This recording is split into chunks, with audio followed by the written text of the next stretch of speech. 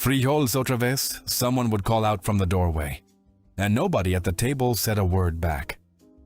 The woman at the stove could stretch a handful of dried beans into something that silenced a whole kitchen.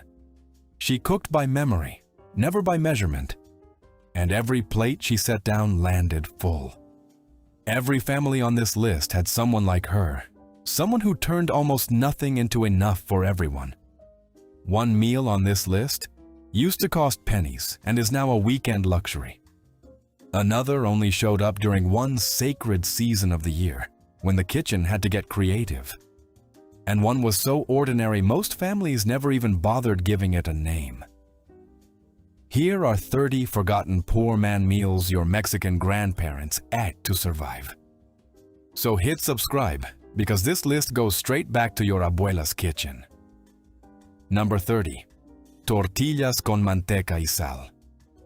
Before anything else hit the table, there was this.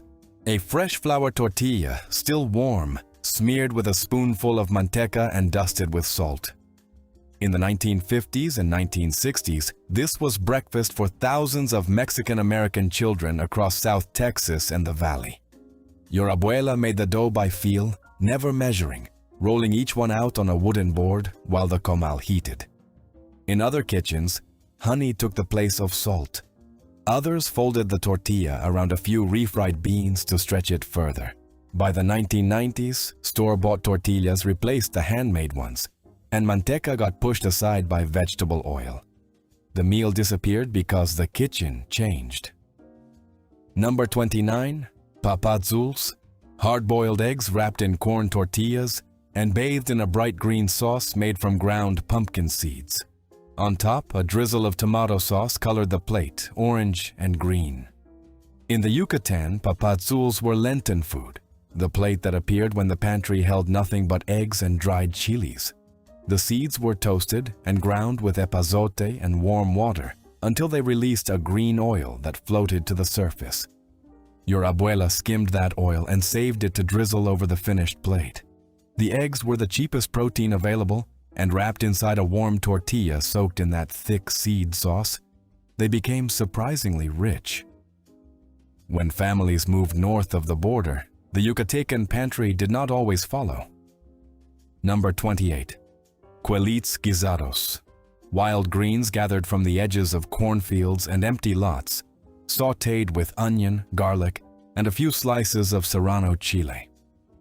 Quelites was a category, not a single plant. It included lamb's quarters, purslane, amaranth leaves, and whatever else grew wild and tender near the house.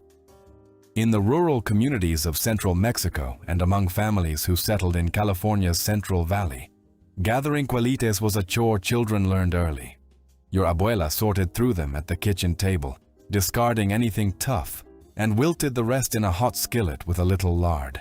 They shrank to almost nothing but carried an earthy flavor no store-bought vegetable could match.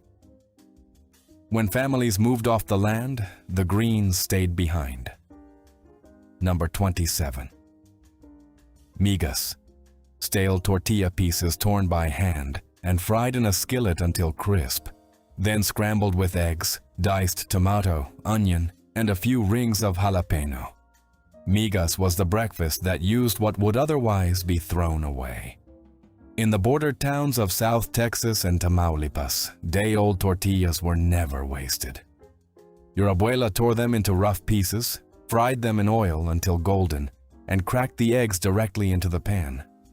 Everything cooked together until the eggs set, and the tortilla stayed crunchy in spots and soft in others. A spoonful of salsa and a stack of warm tortillas on the side finished the plate. The name means crumbs. When fresh tortillas became cheap enough to replace every day, the habit of rescuing yesterday's stack faded out. Number 26.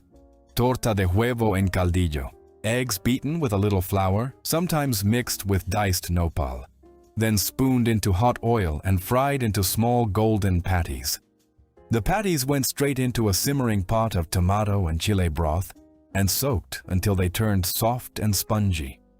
In the households of Aguascalientes and Zacatecas, torta de huevo was the plate that covered the table during Lent, when the pantry held nothing but eggs and chilies, and the budget was already spent. The broth stretched 4 eggs into a full dinner. Your abuela ladled the patties and broth over rice, or served them with beans and warm tortillas. When faster cooking replaced the slow simmer, the egg fritter in broth quietly left the table. Number 25. Lentejas. Lentils stewed with chunks of ripe plantain, diced potato, and a few slices of bacon thrown in for flavor. In Catholic Mexican households, lentejas were Friday food during Lent, though plenty of families cooked them year-round because they were cheap and filling. The plantain caught people off guard. It went in ripe, almost black, and the sweetness balanced the earthy lentils in a way no seasoning could replicate. In Jalisco, a chunk of pineapple went in instead. A pot of lentejas cost almost nothing and fed the whole table. When dried lentils got pushed to the back of the shelf by canned soups, the tradition faded. Number 24. Pipián verde. Toasted pumpkin seeds ground into a thick green sauce with tomatillos, serrano chilies, and cilantro. The sauce was cooked in a clay pot until it thickened and then poured over pieces of boiled chicken or pork. In the kitchens of Puebla, Oaxaca, and the Mexican communities of East Los Angeles, pipián was the mole you made when you could not afford the long list of chilies that the darker moles required. Pumpkin seeds were cheap, especially if you saved them from the calabaza in the yard. Your abuela ground them until the paste ran smooth, and the sauce came together faster than any other mole. It had a nutty richness that coated the meat and stretched a small amount across the table. Number 23. Tostadas de frijol. A flat corn tortilla fried crisp in oil, spread thick with refried beans, and topped with shredded lettuce, a little crumbled queso fresco, and a drizzle of salsa. This was a complete meal built from leftovers. The tortillas were from yesterday. The beans were from the pot on the stove. The lettuce was whatever had not wilted yet. In the 1960s and 1970s, tostadas de frijol showed up at kitchen tables across East Los Angeles, San Antonio, and the Valley as weeknight dinner. Children stacked them high and ate them standing up because the shells cracked the moment you tried to sit down and take a polite bite. No one wrote a recipe for these.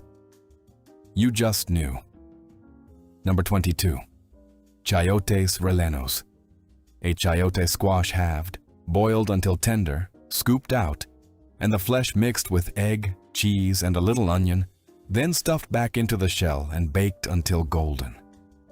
In the hill country of central Mexico, chayotes grew on vines that climbed fences and walls without anyone planting them.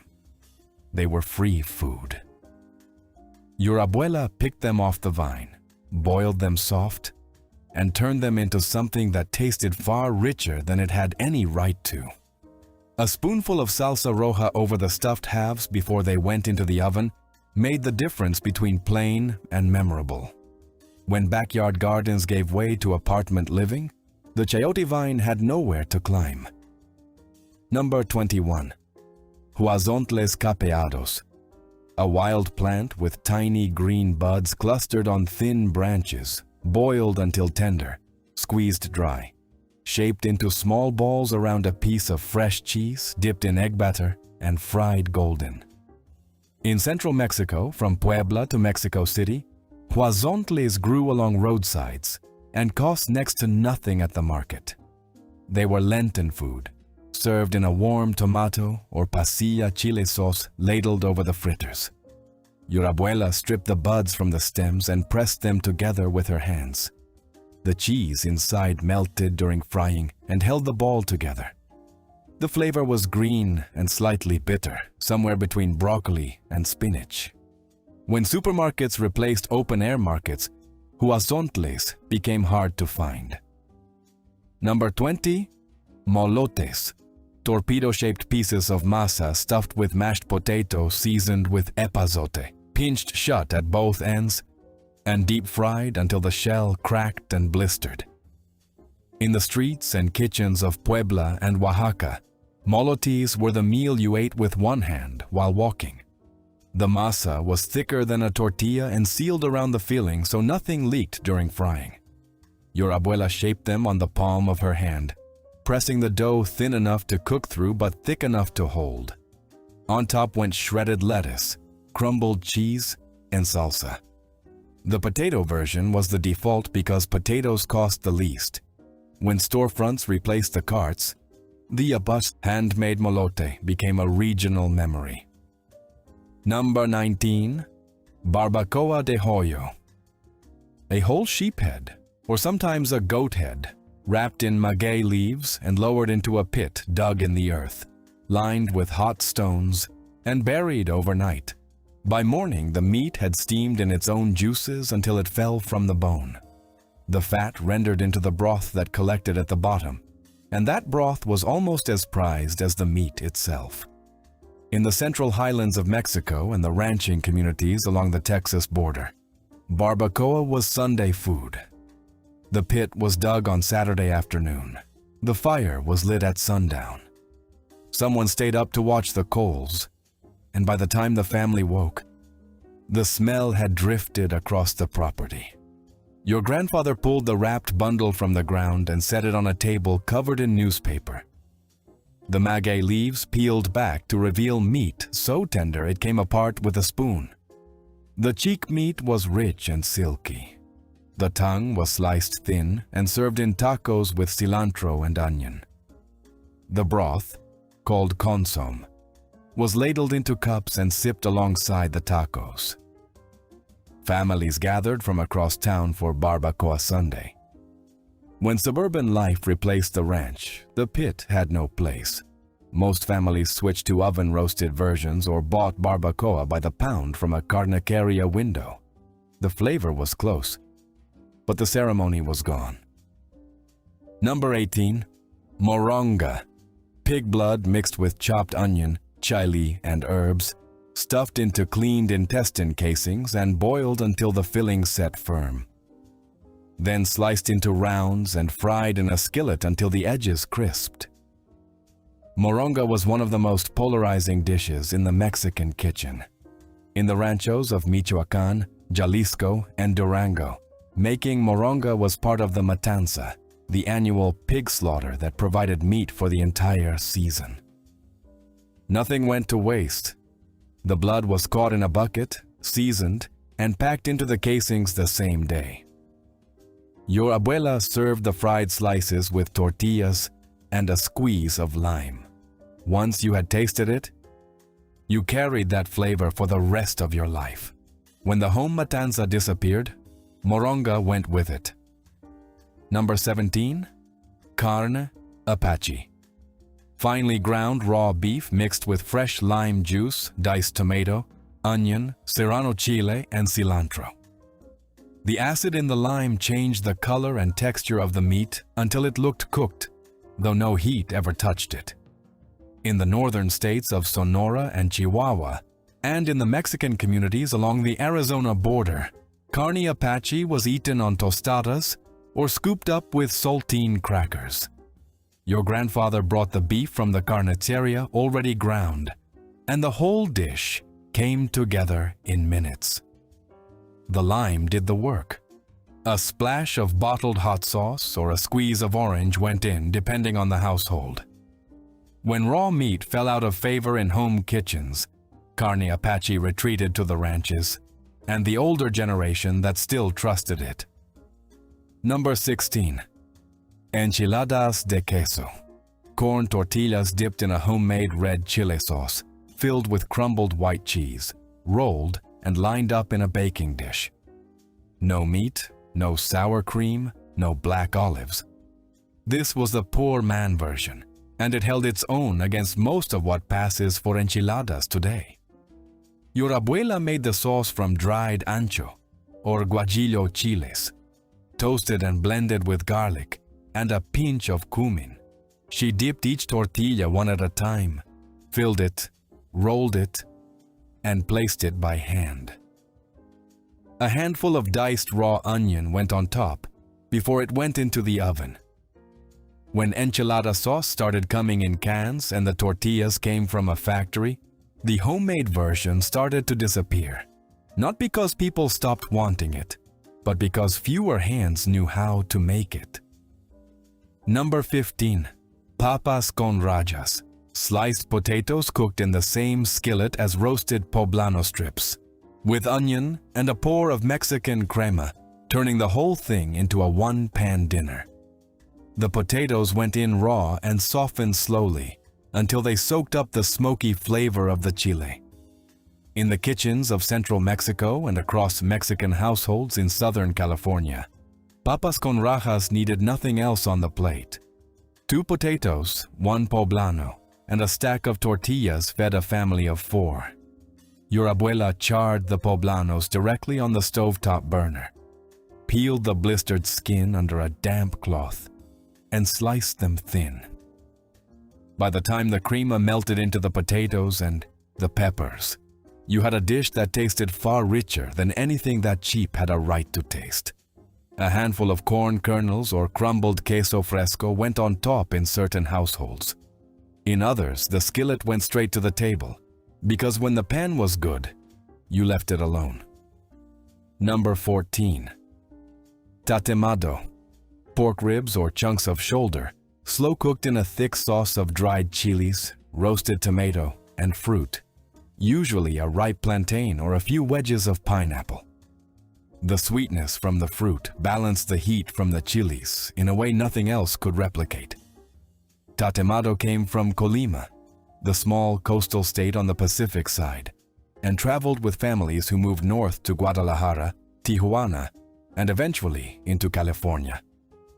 The name means scorched, and the dish earned it. Your abuela started with a paste of ancho and guajillo chilies, toasted on the comal and blended with roasted tomato and garlic. She rubbed it into every piece of pork and let it sit overnight. In the morning, the meat went into a heavy clay pot with slices of plantain layered between the ribs. A pour of vinegar and a sprinkling of oregano went in last before the lid was sealed. The pot sat over a low flame for hours. The sauce reduced slowly, darkening at the edges until it reached the color of burnt sugar. The fat from the ribs melted into the fruit and chile paste, and the whole pot thickened until it could hold a spoon upright. She served it over white rice with warm tortillas and a bowl of fresh radish slices. In Colima, tatemado appeared at weddings, celebrations, and any Sunday when the family gathered. When families moved into cities where clay pots gave way to aluminum and the wood fire gave way to gas, tatemado stayed behind in the villages that still cooked the old way. Number 13. Tinga. Shredded chicken or pork simmered in a sauce of chipotle chilies and stewed tomatoes until the meat absorbed the smoky heat. Tinga was the meal your abuela made from yesterday's leftover meat. She shredded it by hand, fried sliced onion until it softened, added the chipotles and tomato, and let everything cook down together. In Puebla, where tinga is said to have originated, it was served on tostadas with a drizzle of crema and a few slices of avocado. In the border households of Texas and California, it went straight into tortillas as a quick filling. The smoky chipotle made even the driest leftover chicken taste like something worth sitting down for. When pre-shredded meat took over, fewer families bothered making the sauce from scratch. Number 12. Cocido. 1 pot, 1 cheap cut of beef, and whatever vegetables the garden had left. Shank or short rib went into the pot with water, a whole onion, garlic, and salt, then cooked low and slow until the meat softened. Halfway through, your abuela added thick rounds of corn on the cob, whole potatoes, chunks of cabbage, zucchini, and carrots. Everything cooked in the same liquid, absorbing the fat from the bones. The broth turned rich and golden from the marrow. 1 pot fed the household for 2 days, and on the second day, the flavor ran deeper. In the border towns of northern Mexico and southern Texas, Cocido was Sunday food, the kind of meal you came home for. When Sunday dinners grew less regular, the pot stopped simmering. Number 11. Memelas. Thick oval cakes of masa cooked on a dry comal, then smeared with a thin layer of asiento, the dark, caramelized pork fat that settled at the bottom of the lard pot. On top went a spoonful of salsa, crumbled cheese, and sometimes a few rings of raw onion. In Oaxaca, memelas were the first meal of the morning. They were bigger and thicker than tortillas, with a charred crust from the comal and a soft, doughy center. Your abuela made them before dawn, pressing each one by hand and laying them across the hot clay surface. The asiento gave them a deep, smoky richness that no butter or oil could replace. When vegetable shortening took over and the asiento disappeared, the memela lost the ingredient that defined it. Number 10. Nopalitos con huevo. Diced cactus paddles, scrambled with eggs, onion, and a little serrano chile. The nopals came from the yard or the roadside, free for the cutting if you knew how to trim the spines. You sliced them into small squares, boiled them until the slime cooked off, drained them twice, and then fried them with the eggs. In the border towns of South Texas and across Sonora, this was Tuesday breakfast.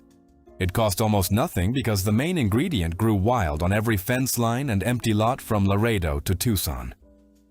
The texture sat somewhere between green bell pepper and okra, and the eggs made the whole plate filling enough to hold a field worker until noon. By the 1980s, grocery stores in California started selling cleaned nopals in plastic trays, but the families who had been eating them for generations never needed the packaging. They walked outside with a knife and came back with breakfast. Number 9. Minguiche. Fresh cheese melted slowly in a clay pot with roasted green chilies and a splash of milk until everything fused into a thick, spoonable mass. Minguiche came from the highlands of Michoacán, where fresh cheese was made daily and green chiles grew in every yard. Your abuela served it straight from the pot with a stack of warm tortillas for scooping. The cheese pulled in long strings and the chile heat built with each bite.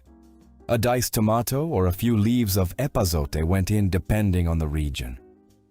When processed cheese and pre-shredded bags replaced the fresh queso in many Mexican-American kitchens, the dish lost its foundation. Without the fresh cheese, you just had something melted on a plate. Number 8. Panuchos. A corn tortilla puffed on the comal until it ballooned, then sliced open along the pocket, stuffed with a smear of seasoned black beans, sealed shut, and fried flat in oil until crisp. On top went shredded turkey or chicken, pickled red onion, sliced avocado, and habanero salsa.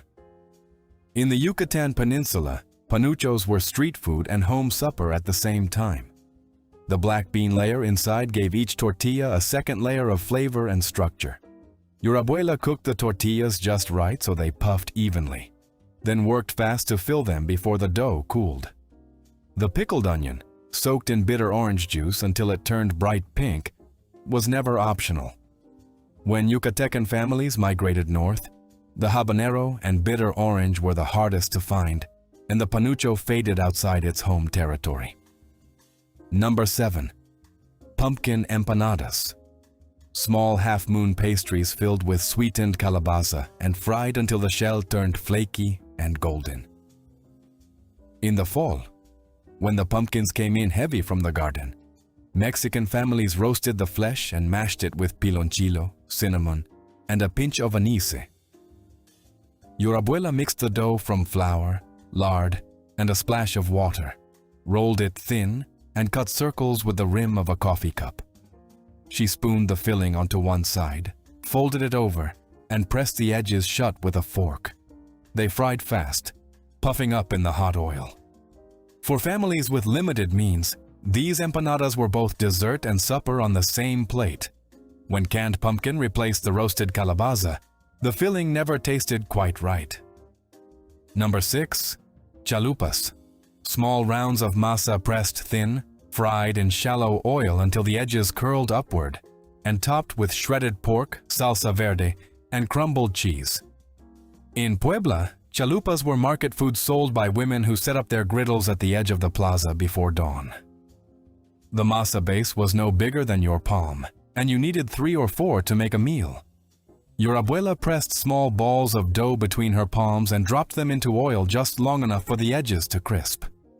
The shredded meat went on while the base was still sizzling. Pickled chipotle or rings of raw onion finished the plate in certain kitchens, when a fast food chain borrowed the name and turned it into something unrecognizable. The original Puebla version became harder to explain to anyone who had not grown up with the real thing. Number 5. Tacos de canasta, basket tacos. Corn tortillas filled with beans, potato, or chicharron, stacked tightly in a basket lined with cloth, and soaked in a thin layer of warm chili oil. The steam softened the tortillas, and the oil seeped into every fold. They were soft, damp, and packed so tightly that pulling one out meant disturbing the whole stack. In Mexican cities and border towns, tacos de canasta were sold by vendors who carried the basket on the front of a bicycle. They were the cheapest prepared food you could buy, and workers ate them standing on the sidewalk during a lunch break. The tradition still exists in parts of Mexico today, but in the United States, tacos de canasta never crossed the border the same way. The vendors stayed on the other side. Number 4. Revoltijo de Cuaresma, a Lenten stew of dried shrimp, nopales, and romeritos, a wild green that looks like rosemary, but tastes nothing like it. The dried shrimp were soaked and fried into small patties with egg, then simmered with the greens in a thin mole sauce. This dish only appeared during the weeks before Easter, when meat was forbidden and the kitchen had to find richness somewhere else. In the households of central Mexico and among families from Puebla and Mexico City who settled in Los Angeles and Chicago, revoltijo was the Lenten meal that divided the table. The romeritos were bitter. The dried shrimp were pungent. When strict Lenten fasting relaxed and fresh seafood became available year-round, the dried shrimp and wild greens lost their purpose. Number 3. Discada norteña. A mix of chopped meats, usually beef, pork, chorizo, bacon, and whatever else the butcher had left, all fried together on a large steel disc repurposed from a plow blade. The disc sat over a wood fire in the yard, and everything cooked in the pooled fat and juices until the edges charred and the flavors fused. In the ranching communities of Chihuahua, Sonora, and Nuevo León, and among the families who carried those traditions into West Texas and southern New Mexico, discada was weekend food. The men tended the fire while the women prepared tortillas and salsas inside. You ate it straight from the disc, scooping the meat into warm flour tortillas. When families moved from ranches to cities, the plow disc went to the shed. Number 2. Soaps, thick rounds of masa pressed flat, cooked on a comal, then pinched around the edges while still warm to form a small raised border. That rim held everything in: refried beans, shredded lettuce, crumbled cheese, salsa, and sometimes shredded meat. The base was the star. Your abuela made the masa from corn flour, water, and a pinch of salt.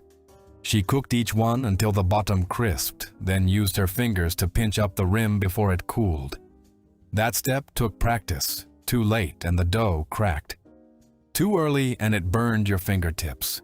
In the 1960s and 1970s, soaps were an everyday meal across Jalisco, Michoacán, and into Southern California.